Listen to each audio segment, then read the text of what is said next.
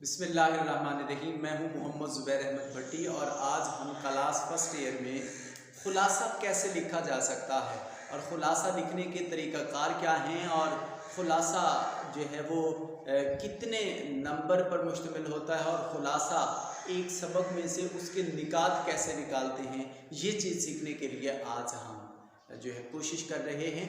तो सबसे पहले जो चीज़ है वो ये कि हम ये सीखते हैं कि ख़ुलासा लिखते वक्त किन बातों का ख्याल रखना जो है वो अज़हद ज़रूरी होता है।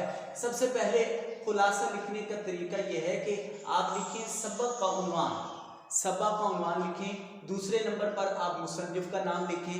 फिर असल सबक का 1/3 हिस्सा ये ख़ुलासा होना चाहिए आपका। वाक़याती तरतीब नहीं बदलनी चाहिए। जिस तरतीब से, जिस सीक्वेंस से उस मुसन्निफ़ ने लिखा है, हमें भी चाहिए कि हम ख़ुलासा लिखते वक्त उन वाक़यात की उसी तरतीब को मद्देनज़र रखें। गैर ज़रूरी बातों से इज्तिनाब किया जाए। जो मिसाल देने के लिए उसने कोई बात की है, किसी बात को समझाने के लिए उसने कोई बात लिखी है, तो हमें वो बातें अपने ख़ुलासा में नहीं तहरीर करनी। वाक़यात की तफसील से इज्तिनाब करना है। एक बात को उसने बड़ी डिटेल से बताया है, हमें वो डिटेल से नहीं बताना, इसलिए कि हम ख़ुलासा लिखने के लिए जा रहे हैं। ख़ुलासा समरी को कहते हैं। समरी में सिर्फ वाक़यात का टच देते हैं, उसकी डिटेल तफसील नहीं लिखते, वो तशरीह के तरीक़ाकार में आती है। ज़ाती राय हवाला जात से परहेज़ की जाए। किसी भी मुसन्निफ़ की लिखी हुई बात को हम अच्छा नहीं कह सकते और मुसन्निफ़ की किसी भी लिखी हुई बात को हम बुरा नहीं कह सकते। उस पर हम अपनी ज़ाती राय जो है वो नहीं ठोस सकते।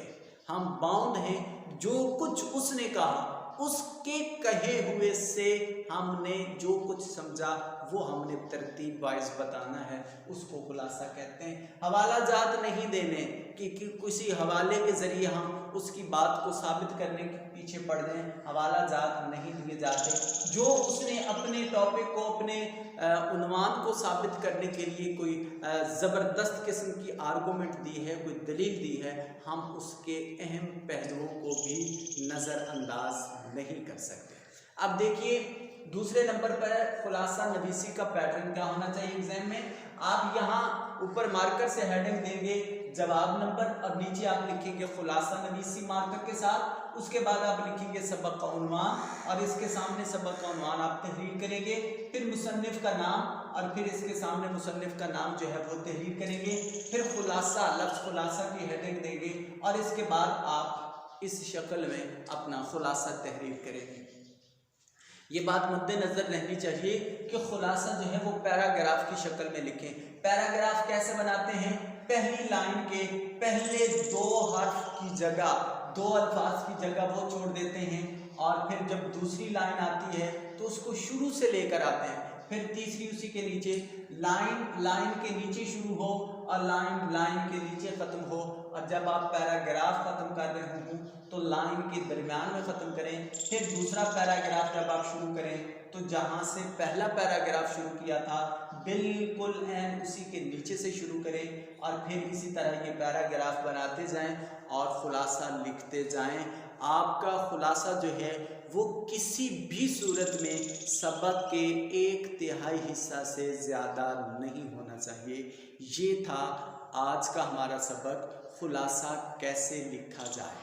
आज के सबक का दूसरा हिस्सा ये है कि हम एक मिसाली ख़ुलासा लिखने के लिए मैं एक मिसाल के तौर पर आपके सामने फर्स्ट ईयर का पहला सबक और उसके ख़ुलासा में जो निकात इस्तेमाल होने वाले हैं वो मैंने यहाँ तहरीर कर दिए हैं।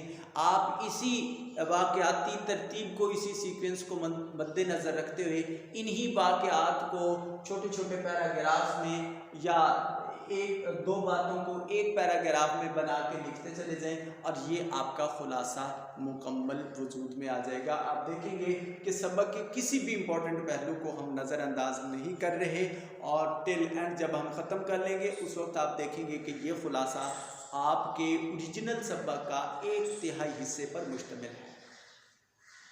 सबक का उन्वान है उस्वा हसना सल्लल्लाहु अलैहि वसल्लम। मुसन्निफ़ का नाम है सैयद सुलेमान रिज़वी रहमतुल्लाह अलैह। खुलासे के अहम निकात ये हैं कि पहली बात मुसन्निफ ने ये की कि खुदा की मोहब्बत का अहल बनने के लिए हर मज़हब ने एक तदबीर इख्तियार की है, और वो ये कि मज़हब के बानी और शारे की तालीमात पर अमल किया जाए। मगर इस्लाम ने एक बेहतर तदबीर इख्तियार की है, वो ये कि मज़हब के बानी की तालीमात के साथ साथ पैगंबर का अमली मुजस्मा उसने सामने रख दिया।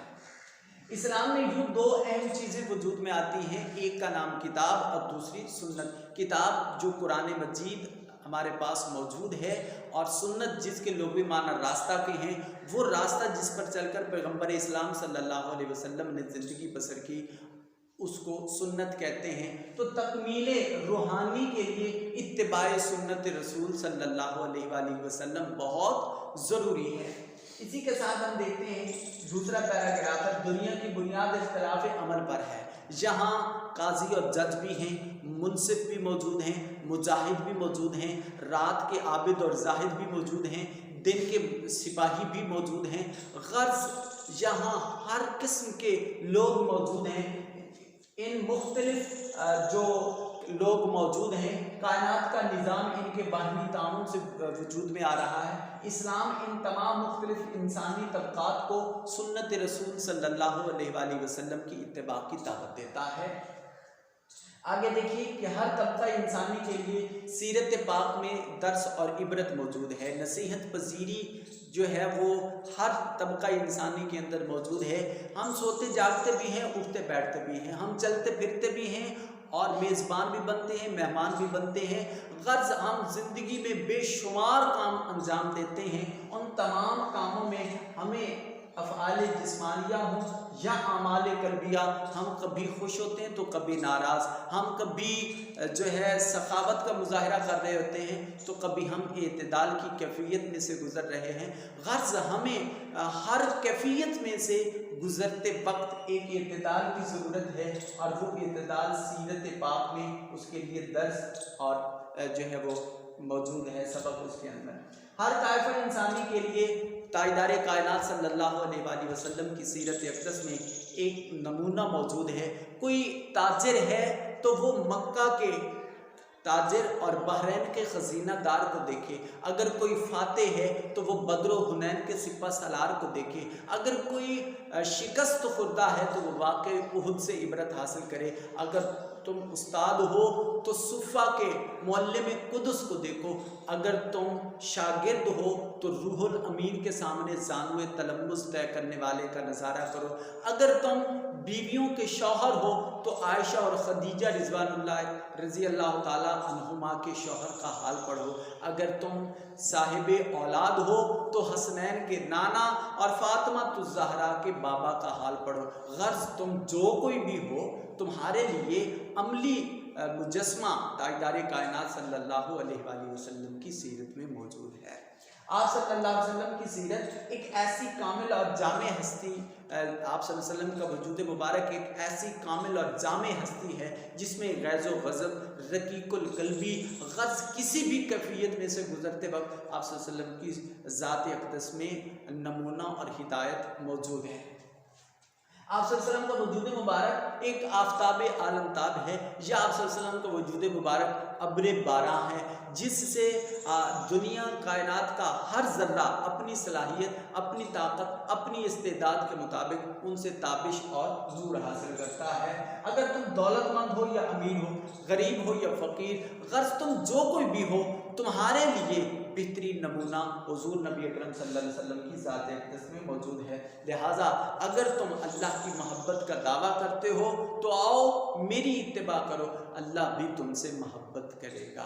ये वो वाक़यात हैं तरतीब वाइज जिनको हम थोड़ा थोड़ा एक्सप्लेन करते चले जाएं तो आज के हमारे सबक का ये खुलासा हो सकता है, और ये वो अहम पहलू हैं जो पहले सबक में बयान किए गए। तो आज के सबक में बेटा हमने 3 चीज़ें पढ़ी हैं। आज के लेसन का हमारा खुलासा जो है वो 3 चीज़ों पर मुश्तमिल है। हमने खुलासा लिखने के तरीक़ाकार को देखा है, हमने खुलासा नवीसी कैसे लिखी जाती है, खुलासा कैसे लिखा जाता है, हम उसके पैटर्न को देख रह चुके हैं, और पहले सबक के खुलासा में अहम इस्तेमाल होने वाले जो निकात हैं वो तहरीर किए हैं। ये 3 बातों पर मुश्तमिल हमारा आज का सबक है। अल्लाह तबारक व तआला हम सब का हामी नासिर हो।